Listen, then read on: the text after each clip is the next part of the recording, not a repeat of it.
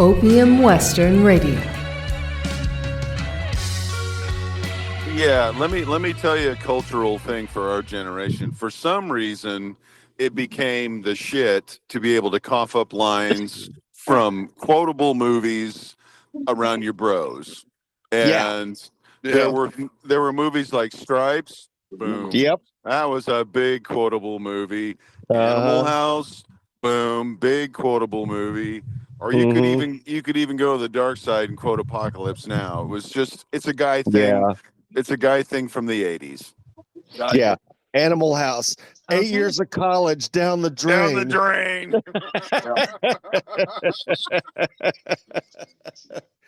When it comes to movies, I kind of have the memory of a goldfish as far as specific lines or anything like that. So I can tell you the vibe. Actually, I might be able to tell you the storyline, but as far as specific quotes, I think it's all a matter of how you perceive watching a movie. You can watch it for the plot, or you can watch it for, because it's chock full of memorable movie lines, just like Ghostbusters, the whole plot and the storyline is just kind of thin, but it's the chemistry that those three had. Yeah. Or should I say and four?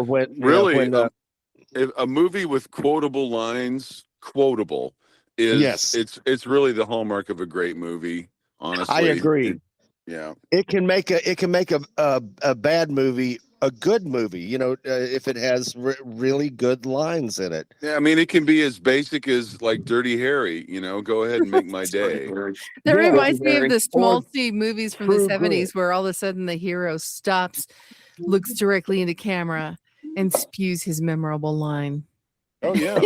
Gets back into action. I don't know who or when they invented the concept. I don't know how far back it goes, 60s or maybe earlier, but quotable lines from dialogue in a movie, it's just gold. It's absolute gold. Yeah.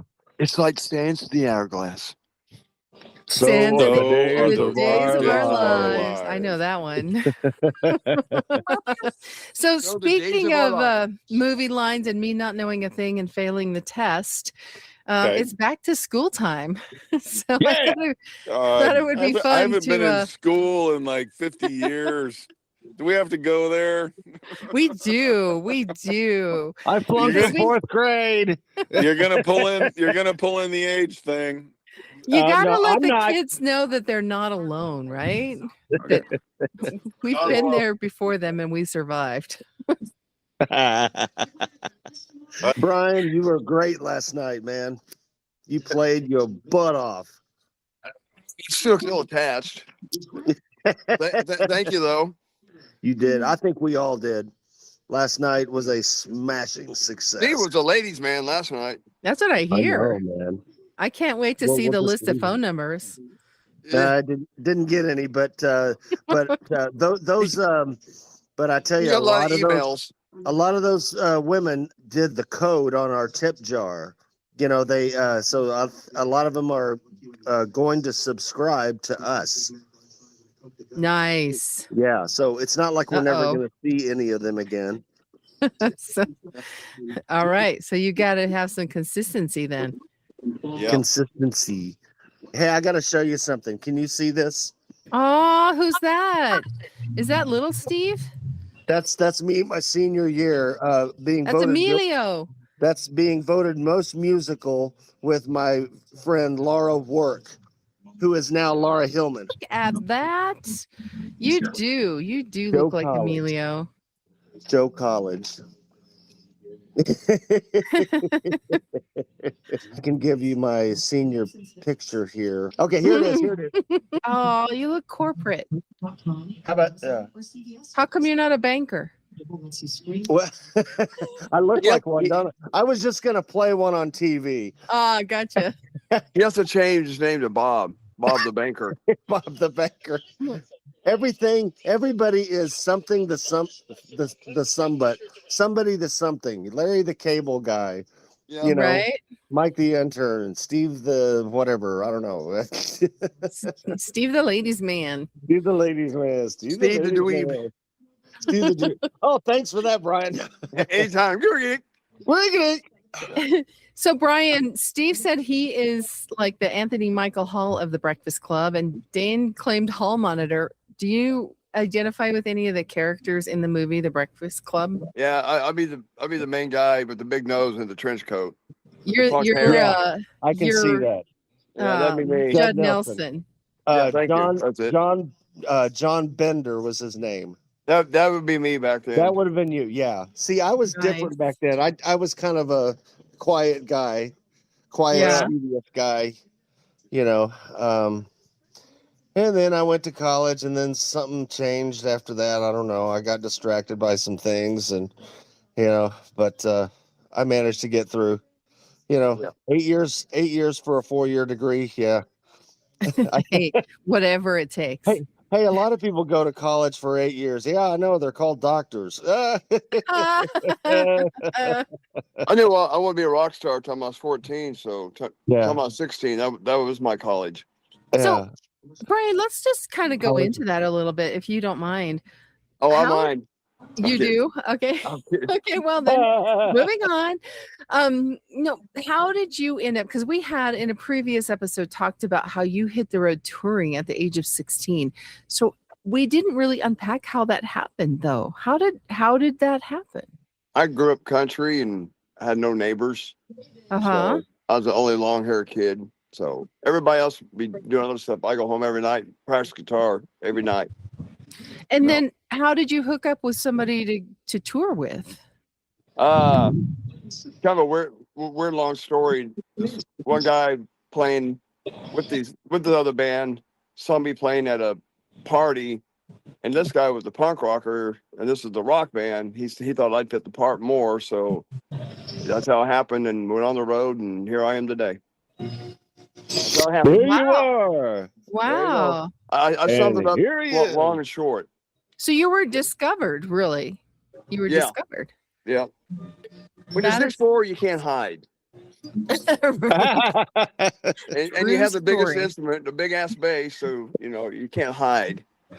Yeah. So. Yeah. Back when I was in high school, nobody really wanted to put a band together. I mean, I was in the band. And I just practiced to records and everything, but I could not get in my first band until after high school. And in Sherman, Texas, there really were not any people who were interested in that. So, Bryan, you are blessed. You are lucky. I felt like I should have been, like I could have started earlier than I did, but I tried everywhere, but nobody wanted to play guitar. I mean, there were a few around, but none that really wanted to have a band, until. Well, that's actually how I did it. I was a guitar player in a band. We had 3 guitar players, singing, a drummer. Couldn't find a bass player, so I turned 15. I asked for a bass for my birthday. So I switched, and my phone didn't stop ringing. So within a year, I sold my guitar, became the bass player, because nobody had bass players, and I never stopped working. Yeah, even back then, everybody wanted to be a guitarist. Yeah, when I was in talent assembly in high school, I was in 3 bands, and I was a bass player in all 3. So when the curtain closed, everybody was changing drums. I sit on my amp, and I was a bass player for the next band, bass player for the next band. That was when I was 15. I wasn't even 16 yet. It's crazy. Yeah. Man. That's smart. So how did your parents respond when you said, I'm leaving, I'm going on tour? Well, they weren't happy, but they could see, It paid off. Yeah, it did. Yeah. So. Yeah. Wow. Yeah, I can't imagine they would, Well, like any parent, my kids say that, but the hell you are, Right? Not very many parents out there, that tell their kids, look, I don't want to hear any more about you going to law school. You are going to be a musician. You were going to go on the road. even the drummer counted back then as a musician. I'll be damned if no son of mine's going to be a damn lawyer. Yeah. You're going to be a musician like the proud tradition of this family, you little shit. That's right. You're going to bring some money into this house. You're going to be a musician. No, you're going to be a broke ass musician like your daddy and your grandpappy and your grandpappy before him. You ornery little shit. was lucky. I was lucky. My parents really encouraged me to go to college and whatever I wanted to be, study. Major in it. Whether it was Right. music or business. I wanted to go into business. A lot of my friends were, but I learned the business side of everything in every job that I did. So you're going to learn business, but I think I made the right choice. They just said we want you to be happy. We want you to be fulfilled and all that, and work hard and do your best at anything you decide to do. Yeah. Just be Those are good be parents. happy, and because there are people Well, out there that are not happy doing what they do. And we're happy doing what we do. yep. Yeah, like kids these days, they play hours and hours of video games. I did hours and hours of practicing. I know. Yeah, me it's too. just Yeah. terrible. Yeah. What were some of the songs that we or the groups that we practiced to records? Mine was Rush and Van Halen. I'm just Dave? Iron Maiden, Judas Priest, Kiss, Ted Yeah. Nugent. Depends on if I was playing guitar or not. If I play guitar, it'd be like a lot of Kiss and Ted Nugent. Oh, you yeah. know, the banging, bang on the A, the CD, hard, AC/DC. I was more of a hard rhythm player than I was a lead player. That's why I did so good on bass. Yeah. What was yours, Dane? What were some of the ones you practiced? You know what to? happened is Oh, here we go. I went to college and I had some student loan money, and I took a big chunk of it and went and bought a Marshall. Good boy. Instead of, anyway, and I sat down and I had some AC/DC, and it was like, the old stuff, TNT, Power Age, Highway to Hell, all that. And once I realized how accessible that stuff was, man, that was it. I was done. It's like guitar. Here I go. Yep. Oh, fun. We were bitten by the band bug. I wanted to be a Yeah. guitar god until I Yeah. found out about being a bass player. It was a lot more gigs and a lot more money. Uh-huh. Everybody was a Probably. guitar player at 83. Why is that, Brian? What's the deal with that? Why It are was bass just, players so in such demand? Everybody wanted to be a guitar player. That's a good question. Right. That's Dane. Dane wants to be a bass player, but he has to play lead. There you go. Living in a big city like San Francisco, guys that played bass and guys that played drums, they could write their own ticket and they could make a lot of money because everybody comes to the big city with ideas and delusions of grandeur, and then you need the people to back it up. And unless you're paying, they're not interested. So Right. Yeah. Oh, that makes sense. So because everybody, I think at some point in time has picked up a guitar and tried to figure it out. So that does make so much sense. I even played the guitar in high school. Just saying. Not well, but I right did. On. What That's kind a of go-to guitar? What instrument. kind of guitar? What kind of amp? Did you have pedals? Acoustic, you baby, use? acoustic. What kind of strings you use, man? But if you needed somebody to play the intro to Stairway to Heaven or Smoke on the Water, I'm your girl. Yeah. And on the piano, I learned to play Over the Rainbow and Heart and Soul, and that's about it. Are you talking about Huey Lewis and the News, Heart and Soul? No, No.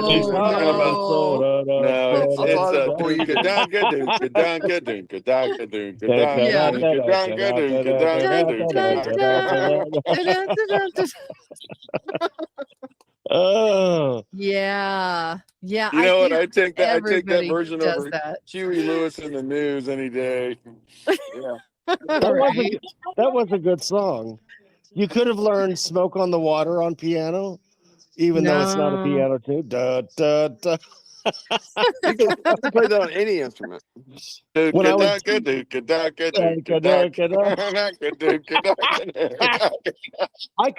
I remember learning "Crazy Train," the melody for Ozzy Osbourne. wow. "Crazy Train" on the piano because Great. when I was in the 8th grade, we got my grandmother's piano. My dad and I went and got it after my grandmother passed away, and she willed it to my dad.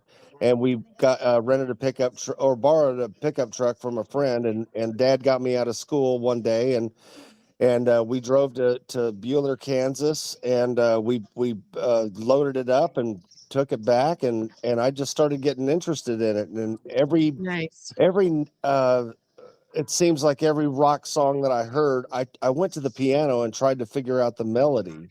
So not only was I learning drum rhythms, but I was having fun learning melody and bass lines on the piano. And I was like, this really is cool, you know? So I just kind Yeah. of learned it by ear. So I learned Crazy Train. Da da That's da cool. da da da da da da da da da da. And then people who would come over would go, I didn't know you played piano. And I'm like, I really don't. And I played that song, and a couple of my friends knew that song. They go, oh, you can play. Wow. Yeah. We had a piano always. My mom played, and she played well. I wish now I kick myself for not sitting down and learning. You still can. Learning. Everybody can. You can learn Oh yeah, anything. it's never too late. Never too Hard to late. put piano in the RV, but you know. Oh, they got miniature Get a keyboards. keyboard. Just There get a little portable synthesizer. And, you know. All right, you guys need a keyboardist in the band? Play We to do, your actually. heart's Yeah. content. You guys know Heart and Soul? Anybody? We can learn it. I do. All right, Soul, you and guys Blood. might know Blood this, and but I want Soul. to share something with you. Okay. I've been listening to some neuroscience-y podcasts lately, Okay. and I heard some smart person say that melody in the song changes your brain. It changes your emotions. It's the part of the song, the music, that changes your vibe or your aura or your whatever. Do you agree? Disagree? Did you know that? Or is it rubbish? Well, what is their kind of? I don't want to. This is maybe the wrong word, but what is their evidence of that? Is it a brain scan? Yeah. Or See, what? I couldn't remember that goldfish comment I made earlier today about not remembering these things. I never take did the much aura research. of the conversation and distill it down in my own words, and that's about as good as you're gonna get. Well, I don't know if I can speak to that, but I would say that it probably does. You know, when we can all probably think of songs and bands that we've heard over the years where it just stopped us dead in our tracks, and life was never the same after it. So maybe that's what they're talking about. Well, when you hear a melody and you hear a song with a memorable melody that you heard years ago, you know, as a kid or at some point in your life, it triggers other memories. It could trigger good memories or bad memories. Like when I hear something from the 70s, you know, that I heard when I was a kid, like it could be Paul Simon or it could be James Taylor or something like that. I can YouTube it and listen to it, and I actually feel like I'm, you know, back in that era, and it brings back, you know, good memories. So that's how I perceive it. Now I'm not really sure what the implications are on neurological, you know, that's out of my depth, but I just know what a good melody does to the spirit. Yeah, well, I think it's like, Kim, when you use the terminology earworm. Yes. Where it just definitely kind of captivates your psyche, and that's the essence of a hook, is knowing a hook. You know, when you're a musician, especially when you're writing, you will sit down and go, do I have a hook? Is there a hook in this song? Yeah, the memorable part of that song. Yeah, and I don't know, was it what was the band that had that song? It's the hook that brings you back. Makes you back. Big heavyset guy played harmonica. God, I forget his name. John Popper from Blues Traveler. Talk about just an absolutely profound philosophical statement. It's the hook that brings you back, because it's true in the intellectual sense, but you can actually see it in a visual sense where you got a hook through your mouth like a fish, and the hook just grabs you and brings you back. And Well, that's a catchy line. yeah, I know we should do that song. What do you think? No. We need a harp player. You're it, Yeah. Steve. Yeah. We need a harmonica player. Yeah, we need a harmonica player to help move gear. Yeah. Oh, ouch. Yeah. My They don't have a apologies whole lot to all the bring to the harmonica gig. players out there. Hey, you want to know another instrument that I knew how to play Yeah. way back in Go the ahead. day? The accordion, my friends. The Oh, accordion. wow. Did you play Does that polkas? gain your respect or what? So yeah, it's really hot outside. It was like 103, I think, today, and boy, it's just been hot outside. And Boy, how about could you play beer barrel polka? Kimberly, I think that's fascinating. Dane, mind your manners. No. Come on, He is- show her a little He respect. is totally on point on that one. Yeah, I think that's cool. You and Weird Al Yankovic, right on. That's hilarious. Okay, so do you guys miss school clothes shopping? Did you guys do that when you were kids in school? Oh God, I hated it. I have nothing but We all horrible, hated it. horrible. That's a parents trigger. did it. That's a trigger right there. I'm on my. I got to call my therapist. I'm gonna have to check out from this conversation. Love you. Bye. Here's what I remember. In the summer, we would wear like if we wore jeans, we would go to Sears and buy Toughskins. Oh You yeah. ever remember those Toughskins? With the Yeah. reinforced knees and all that, and they were supposed to withstand anything, and they wouldn't get torn Taking up. its time. Yeah, Right. I remember the Toughskin, and I also remember the Big Chief tablets and the big giant pencil. Number 2 lead. Number 2 lead. Number Man. 2 lead, yes. Number 2. Did you guys have use that. peachy folders? What is You that? remember the peachy folders? The Peachy yellow folders. folders that had like the sports figures all over them. That was a big Kinda. deal in California. I don't know if that was made after it. our I don't think time. we had those in Texas. That was but I would- before your time, Brian. Yeah. hmm Can Yeah, that's you right. I'm only imagine? 40. I forgot. Yeah, you're That's right. right.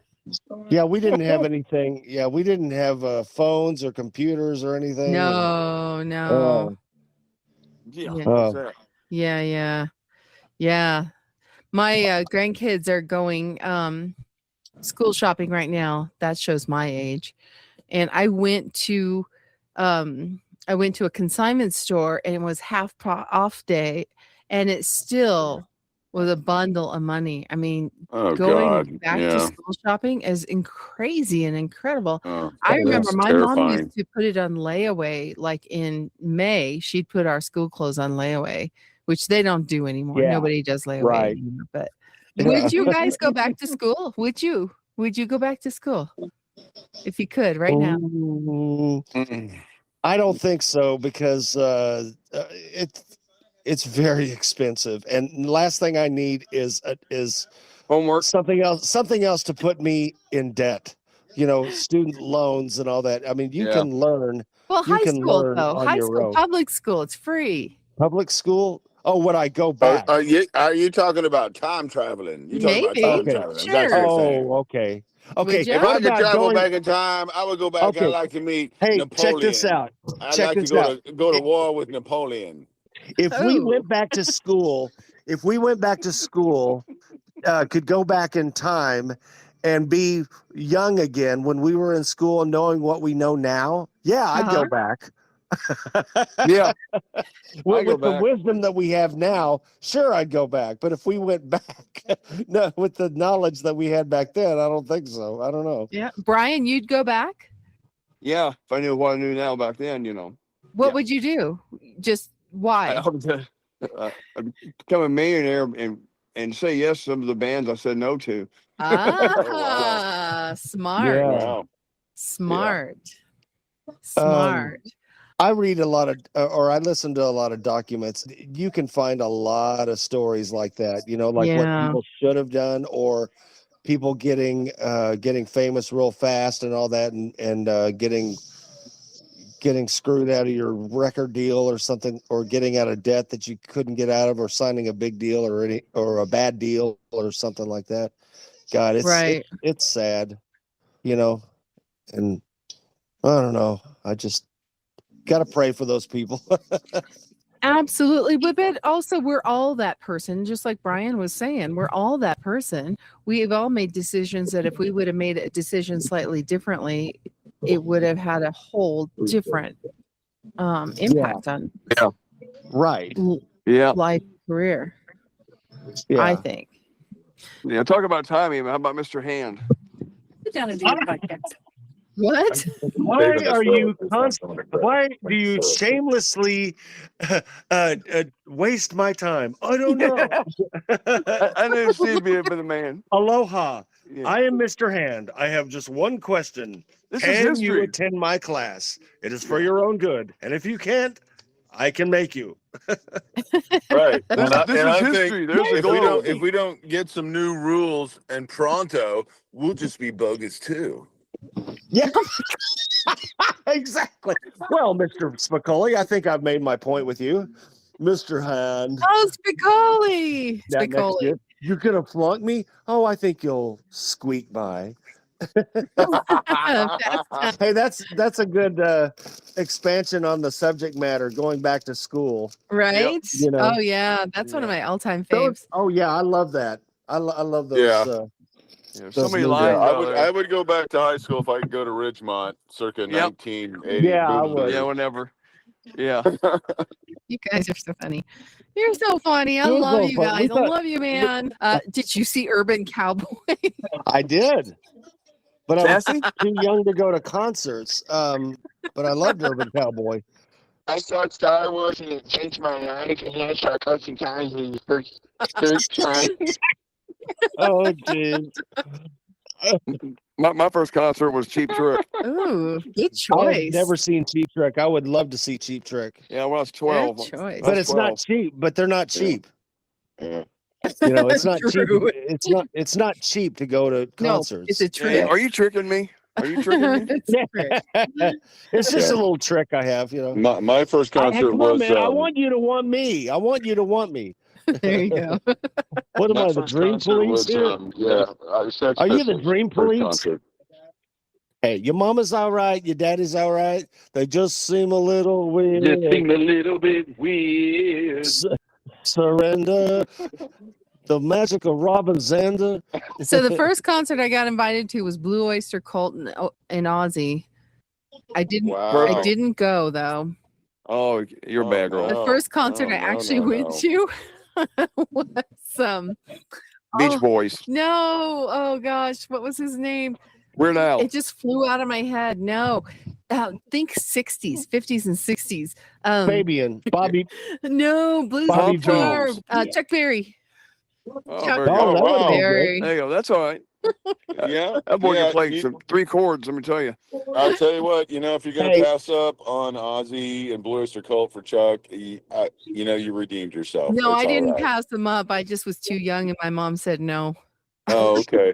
But She did was you too go- young to fall. Well, how in old were love. you? How old were you when you saw Chuck Berry? It was in high school.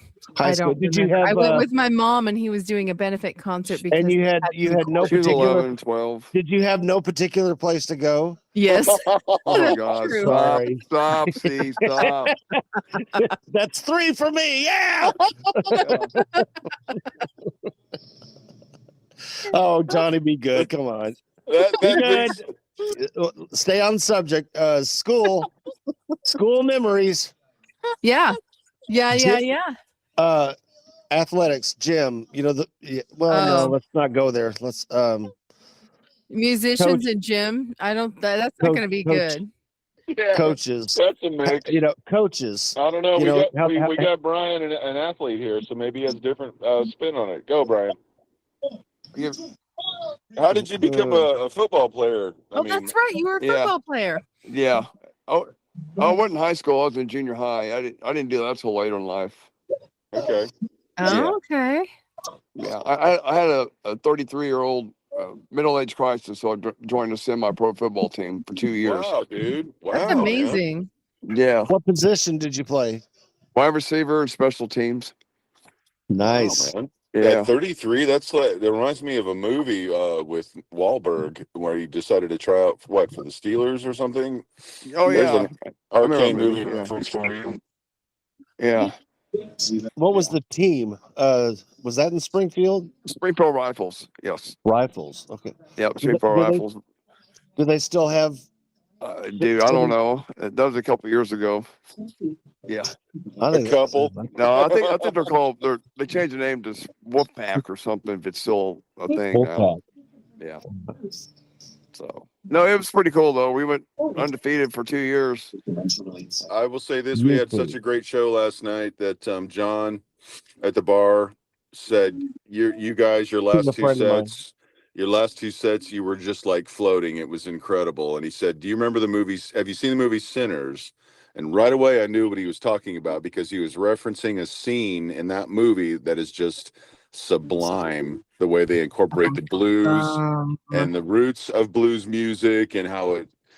You got to see the movie to get it. But that was probably one of the highest compliments I feel I've ever had about a music performance is for somebody to compare our performance as a band to that scene out of that movie. It's because cool. we put the subs on the floor, Dane. That's what it was, brother. And we got your earplugs out of your canals. Well, it was up your ass, maybe. Oh, shots fired. Oh, sorry. In the corner ring. I'm bad, In the sorry. other corner ring. No, all right. No hitting below the belt. I want a clean fight. Yeah, that just came out of nowhere. I don't know. I took my earplug out. That's okay. That movie that you were talking about, Bryan, that's Invincible, right? Invincible. Yeah, I've seen that one. With Wahlberg? That's the Mark Wahlberg movie. Yeah. Yeah. Somebody's taking notes. I want to make sure that they can follow up. God, if they're taking notes, God help I didn't have my big Steve. sheet for number 2 lead on me. Sorry. Right? What about Trapper Keepers? Trapper Keepers. Yeah, did you guys have those? I never had no. those. I took my homework and I folded it up and put it in my book. That's what I did. Ooh. Yeah. You did homework? Did you do the homework? I did the homework. Yeah. Oh, wow. I had to take the tests and everything. Gold star. Well, yeah. My mom was the vice principal at our high school. Oh. You're screwed. Yeah. You're screwed. I was Right in the Sorry. study hall. Don't even I go to was the a little office. late. I was a little angel. Church on Sunday. Yeah, right. You I had, was an acolyte. I sang in the choir and everything. Yep. oh, wow. Nose in the Yeah. corner. Steve. Steve, what happened to you? I grew my hair out, became a rock and roller. I'm sorry. Wow. I've been everywhere. Oh, wow. We're going to have to did you unpack have- that someday. Without naming any names, can you think of think of some really cool, really great teachers that you had that in particular? I'll name names. Yeah, I'll name Okay. names. All right. I had one named Mrs. Morrow, and she was our home ec sewing teacher. And I took as many of her classes as I could. She was just an awesome lady. She taught us all the basic skills, but she was a good human too. And that's hard Yeah. to come by in a teacher. I agree. seems. Yeah. Yeah. There were some coaches, coaches of the football team that also taught English. I had one for English and then one for history and then one for biology, and they were really cool. They were really great teachers. Yeah. Well, you asked about teachers. I'm going to give you another one, and this is an assignment for you guys, all three of you. You need to look up a documentary. It's called Botso, Botso. Botso. He is that is Dr. Cora Shelley. That's his nickname, Botso. He is the band teacher from my high school. Wow. And he has it's an incredible story. So I encourage you to go watch the documentary. We can talk about it sometime. Botso. I won't. And his daughter was in my class as well. So Cool. that was really Awesome. cool to Okay. to grow up with that. Sinners first, and then Botso. Right? Sinners and Botso. Yep. You guys Okay. will love it. You'll love it. And it's not as gory as Sinners. Yeah. It's so good to have all three of you on here. It's so much fun when you're all on and we can just chat. Let our Yeah. hair down. We're riffing. We're freestyling. I hope everybody has a great back to school and an incredible start to the new school year. If you're a Good parent, luck. a child, a teacher, or whatever. I got my backpack ready. Yeah, good I'm luck, going. all you little children out there gotta go to school. To go to school. And remember, if you don't eat your meat, you can't have any pudding. This has been Opium Western Radio. No script, no filter, just the music and everything around it. Creative contributors Dane Mulligan, Steve Fraze, Bryan Lawson. Music by Opium Western. Sprinkled with magic by Kimberly Henry. Subscribe wherever you listen and find us at opiumwestern.com. Rock on!